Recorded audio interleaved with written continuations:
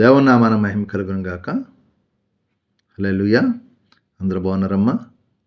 మరి ఈ దినపు వాగ్దానం ధ్యానించుకుని ప్రార్థన చేసుకుని మన పనులు ప్రారంభించుకుంది. ఈ దినపు వాగ్దానం, అతను శ్రమలన్నింటిలో నుండి అతను రక్షించెను. కీర్తన గ్రంథం 34:6 చివరిగా రాయబడి, అతని శ్రమలన్నింటిలో నుండి అతను రక్షించను. భక్తుడు ఏమైనా శ్రమలన్నింటిలో నుంచి, ఎందుకంటే దీనుడు మొరపెట్టగా యెహోవా ఆలకించెను. దీనత్వం కలిగి దేవుని దగ్గర మొరపెట్టినప్పుడు అంట దేవుడు ఆలకించంట అతను శ్రమలన్నింటిలో నుంచి రక్షిస్తాడంట.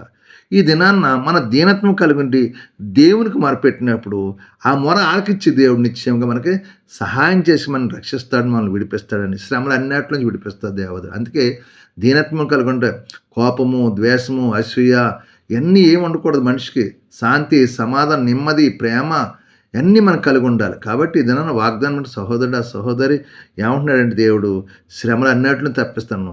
ముందుగా నువ్వు దీనత్వం కలిగి ఉండు. దీనత్వం కలిగి ఉండి నువ్వు మొరపెట్టినప్పుడు దేవుడు ఆలకిస్తాడు. దీనత్వం లేకుండా మనం మొర ఆలకించడం, మన ప్రార్థన కూడా ఆలకించడం. నువ్వు దీనత్వం కలిగి ఉన్నప్పుడు నీకు ఆయన మొర ఆలకించి నీ శ్రమలన్నింటిలోంచి ఏ శ్రమతో నువ్వు బాధపడుతున్నావో, ఏ వేదంతో ఉన్నావో, ఏ దుఃఖంతో ఉన్నావో, ఏ బలహీనతో ఉన్నావో, సమస్యలనేమో, కుటుంబ సమస్యలను అన్నిటిని దేవాదేవుడు విడిపించే కృపదయచేయను గాక. కాబట్టి ఈ వాగ్దానం విని ప్రార్థించండి. దేవుడు మీకున్న శ్రమలన్నిటిని దేవుడు తప్పించి రక్షించును గాక.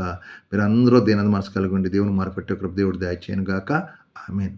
ఈ వాగ్దానం ప్రార్థించండి. దేవుడు మిమ్మల్ని కుటుంబాన్ని దీవించును గాక. ఆమెన్. చిన్న ప్రార్థన చేస్తాను. మీరు కూడా నాతో ఏకమించిన ప్రార్థన. సర్వాధికారి, మహాగణుడు, పరిశుద్ధుడు, కృపగల తండ్రి, ఇదిగో నాయన మరొక నూతన దినం దయచేస్తావు. ఈ దినమంతా బిడ్డని రెక్కలు చాడిని భద్రపరచండి, కాచి కాపాడండి, దీవించండి, ఆశ్రయించండి. యజమానుల ద్వారా, తోటి పనివారి ద్వారా ఏకిడి జరగకుండా అందరితో సమాధానం, శాంతి, నెమ్మది దయచేయండి. అయ్యా నాయన ఈ విడుదల చేస్తున్న చేతి పనులు దీవించు, ఆశ్రయించు. నెల జీతాలు వచ్చి కృపద, ఇచ్చిన జీతం వ్యర్థంగా పోకుండా నీ బిడ్డ కష్టార్జితం బిడ్డ తినే కృపదాచి, వ్యర్థమైన ఖర్చులు లేకుండా సహాయం చేయండి ప్రభా, కారించండి ప్రభా.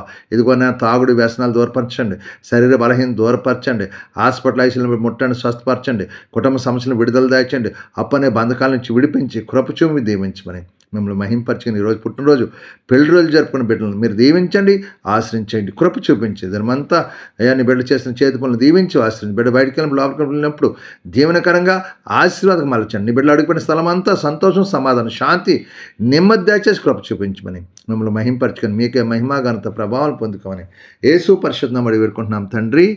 ఆమెన్. అందరికీ వందనాలు. దేవుడు మిమ్మల్ని కుటుంబాన్ని బహుగా దీవించి ఆశ్రయించును గాక. ఆమెన్. ప్రభువు నామంలో ఈ వీడియో వీక్షించిన ప్రతి ఒక్కరికి జీసస్ స్వస్థత ప్రార్థనా మందిరం వారి ప్రత్యేక వందనాలు తెలియజేసుకుంటున్నాము.